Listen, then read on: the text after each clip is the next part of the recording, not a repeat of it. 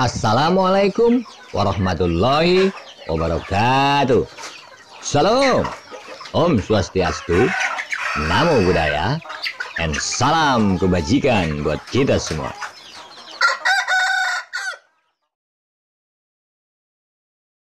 Akhir-akhir ini, nama Mardigu Wowi, si bosman Sontoloyo, melesat di jagat per-YouTuban tanah air. Video-videonya menuai banyak viewer dan subscribernya terus bertambah dengan cepat. Siapakah Mardigu, si bosman Sontoloyo ini?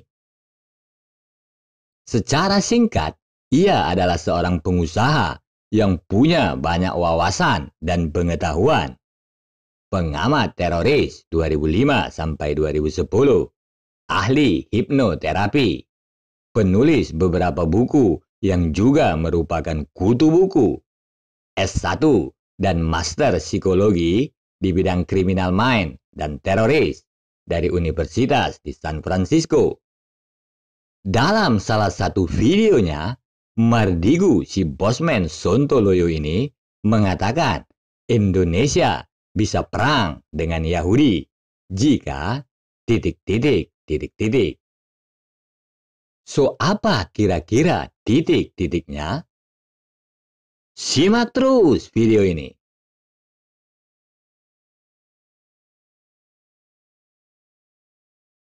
Berikut cuplikan video Mardigu Wowi, si bosman Sontoloyo, yang mengatakan Indonesia bisa perang lawan Wahyudi.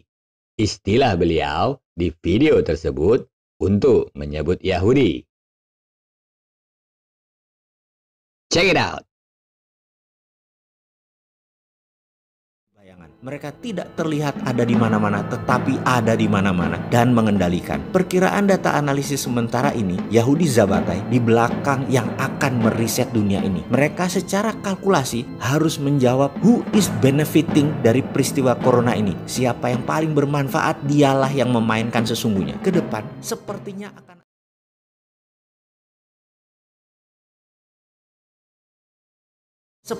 akan ada 00 baru, patokan baru. Sesungguhnya sekarang masih terlalu awal bagi banyak pengamat. Masih belum ketebak apa yang akan mereka mainkan. Tetapi sudah mulai kebayang arahnya. Sudah mulai terasa. Wahyudi agaknya berencana menggeser epicentrum dunia. Dunia akan jadi full digital dan nantinya ada God Eyes. God Eyes adalah sebuah sistem big data dunia yang mereka akan kendalikan. Untuk itu,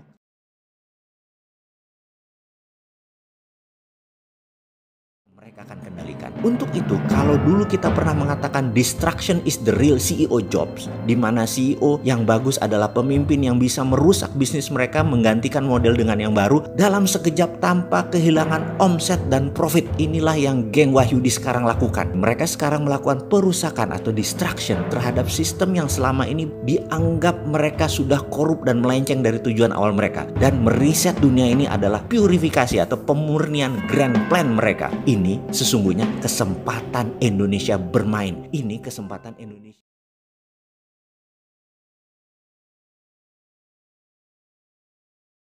Ini kesempatan Indonesia lepas dari keterikatan dan ketergantungan. Indonesia harusnya baca ini dan buat grand plan sendiri. Apa grand plan Indonesia ke depan? Gunakan 3 jurus yang selama 9 bulan ini kita dengungkan. TINA, TINA, there is no alternative adalah kebijakan moneter. Tidak ada alternatif lain. Bunga deposito di bank 0%. Dengan bunga 0%, maka 50% dari uang senilai 5.300 triliun dana pihak kedua dari masyarakat keluar dari bank dan menjadi sektor produktif.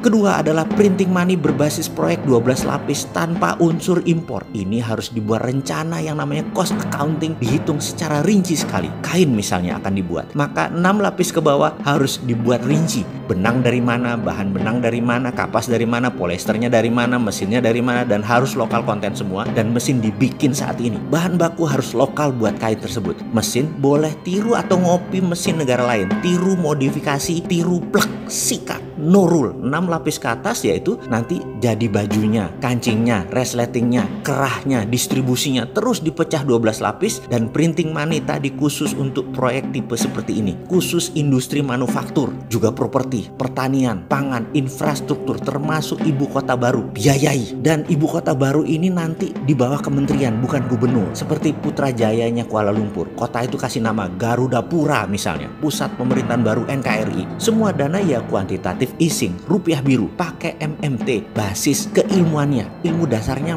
modern. Terakhir SWF, Sovereign Wealth Fund, yang kalau tidak paham MMT dianggap cara berutang baru. SWF itu ya tidak lah, SWF tadi pakai mineral underlayingnya. Hitung seluruh mineral di Indonesia itu milik negara, nikel, batu bara, emas, bauksit, timah, thorium, uranium, dan lain sebagainya. Intinya ketiga solusi tersebut adalah modern economic model yang menggunakan MMT, Modern Monetary Theory Instrument, yaitu printing money, TINA, dan SWF. Sederhana ilmunya. 7 doktor ilmu ekonomi yang selalu menjejali saya dengan beginian dalam 5 tahun terakhir cukup buat membantu Indonesia ke depan menyalip di tikungan rencana besar Wahyudi. Kita colong. Rasanya Amerika dan Cina di bawah kita setelahnya. Kalau kita berani melakukan 3 hal, akibatnya nanti apa? Kita perang dengan Wahyudi akibatnya. Beranikah sahabat semua, putra bangsa NKRI garis lucu, perang lawan Wahyudi, atau memilih cakar-cakaran sesama anak bangsa?